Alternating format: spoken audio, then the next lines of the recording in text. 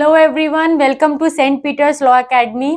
अब आज की वीडियो में हम डिस्कस करेंगे कि क्या डिफरेंस है एलेट एंड क्लैट में। तो बहुत सारे स्टूडेंट्स का ये क्वेश्चन होता है कि भाई मैम हम क्लैट दे या हम एलेट दे। तो देखो बच्चों, आपको दोनों में ही अपीयर होना है। दोनों की अपनी अपनी वैल्यू है, दोनों की अपनी अपनी जगह है, दोनों के अपने अपने पर्क्स है। तो आई वोंट सजेस्ट यू कि आप एलेट दो और क्लैट मत दो और क्लैट दो एलेट मत दो। आपको दोनों में ही अपीयर होना है।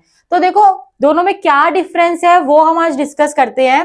तो अगर मैं क्लैट की बात करूं, if I talk of CLAT, तो इसमें इसमें सबसे पहले तो मैं स्टार्ट करती हूँ इसकी फुल फॉर्म से। तो it is common law admission test and AILET is all India law entrance test.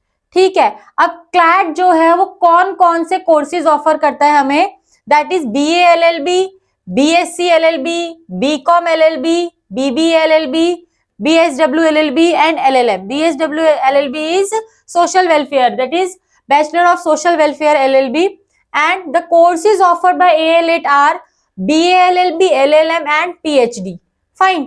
अब देखो इसमें क्या है, कितना क्या क्या इनका ड्यूरेशन होता है, कितनी कितनी फ्रीक्वेंसी में ये दोनों होते हैं। तो हमारा क्लैट जो है वो भी वंस अ ईयर होता है एंड ALET भी वंस अ ईयर होता है। अब दोनों में देखो कंफ्यूजन बच्चों को क्या रहता है कि भाई क्लैट दे या एलेट दे। तो दोनों के लिए जानना आपके लिए जरूरी है कि भाई दोनों की क्या वैल्यू है।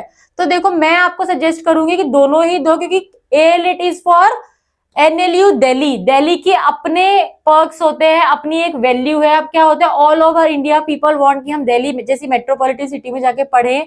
तो उस चीज को छोड़ना कोई भी स्टूडेंट नहीं चाहेगा कि भाई NLU दिल्ली छोड़ा जाए। तो आप सिर्फ क्लैट फिल करते हो तो you have good options, you have multiple options. But AILET में क्या होता है, आपको दिल्ली जैसी मेट्रोपॉलिटन सिटी में पढ़ने का चांस मिलता है। तो कोई भी उस चीज को छोड़ना तो नहीं चाहेगा और छोड़ना भी नहीं चाहिए। एंड इसमें क्या होता है, क्लैट में it has 26 NLUs all over India. तो इसमें दोनों में डिफरेंस क्या है, देखो एलेट में कंपटीशन थोड़ा ज्यादा हो जाता है, क्योंकि इसमें क्या है सिर्फ एक कॉलेज है दैट इज NLU दिल्ली। लेकिन अगर आप क्लैट का देते हो तो you have 26 NLUs in which you can get admission. But यहाँ पे क्या देखो, सिर्फ कंपटीशन का डिफरेंस है कि यहाँ पे कंपटीशन थोड़ा हाई हो जाता है, क्योंकि NLU दिल्ली की अपनी एक अलग जगह है एंड बाकी NLUs की भी अपनी एक अलग जगह है। तो सब में क्या है, कंपटीशन दोनों में है, लेकिन एलेट में थोड़ा कंपटीशन ज्यादा हो जाता है। अब इसके लिए क्या आपकी एलिजिबिलिटी है कि आपने eligibility for this is that you must have scored 12th में, you must have scored 45% and for ALET also, to appear in ALET also you must have scored minimum 45%। अब ठीक है, इन दोनों का देखो एग्जाम पैटर्न क्या होता है। क्लैट की अगर मैं बात करूं तो क्लैट में आपके 120 क्वेश्चंस आते हैं। क्लैट में आपका क्या होता है, 120 क्वेश्चंस आते हैं एंड एलेट में हमारे आते हैं 150 क्वेश्चंस। अब देखो जैसा हमने डिस्कस करा था कि भाई यहाँ पे क्या है, कंपटीशन लेवल थोड़ा ज्यादा हाई है एलेट में। क्यों? क्योंकि देखो सीट्स देखो, number of seats it has just 123 seats और 26 NLUs में कितनी सीट्स है टोटल, 3500 सीट्स। तो कंपटीशन तो देखो क्लैट में भी है, ऐसा नहीं है कि क्लैट में कंपटीशन नहीं है, लेकिन आपको यहाँ पे क्या होता है, ऑप्शंस थोड़े ज्यादा मिल जाते हैं। लेकिन यहाँ पे लिमिटेड सीट्स की वजह से थोड़ा जो कंपटीशन होता है वो ज्यादा हो जाता है। अब अगर मैं एग्जाम के लेवल की बात करूं तो डिफिकल्टी लेवल अगर देखा जाए तो एलेट का डिफिकल्ट लेवल थोड़ा ज्यादा है उसमें, और क्लैट में क्या है, इट इज मॉडरेट लेवल। ऐसा नहीं है कि हो ही नहीं सकता है। तो if you are appearing in mock test, अगर आप if you are able to score 70, 80 और 90 इन योर मॉक्स, तो you do must appear in AILET. And if you are scoring 30, 40 और 50 in your mocks, then you must go for CLAT. But अब मैंने आपको बताया कि भाई आपको दोनों में ही अपीयर होना है। तो इसके लिए क्या है, आपको प्रिपरेशन कैसे करनी है। देखो प्रिपरेशन इसके एलेट के लिए करे या क्लैट के लिए करे, तो जो आपका लॉ का सिलेबस होगा वो सब में सेम रहेगा। जो डिफरेंस थोड़ा बहुत होगा वो बाकी के सब्जेक्ट्स में रहेगा। तो जो भी सब्जेक्ट्स आप प्रिपेयर कर रहे हैं उनको साथ साथ इस तरीके से करिए कि आप अगर क्लैट के लिए प्रिपेयर करें ना तो थोड़ा एक नॉच उसको ऊपर लेके एलेट के लिए भी प्रिपेयर कर लीजिए, क्योंकि एलेट का लेवल थोड़ा सा हाई होता है। Fine.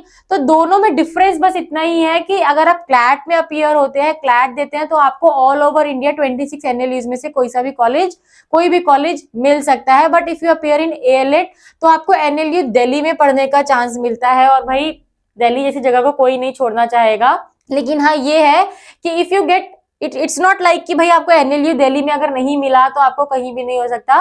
NLUs have their own value, NLU have their own perks.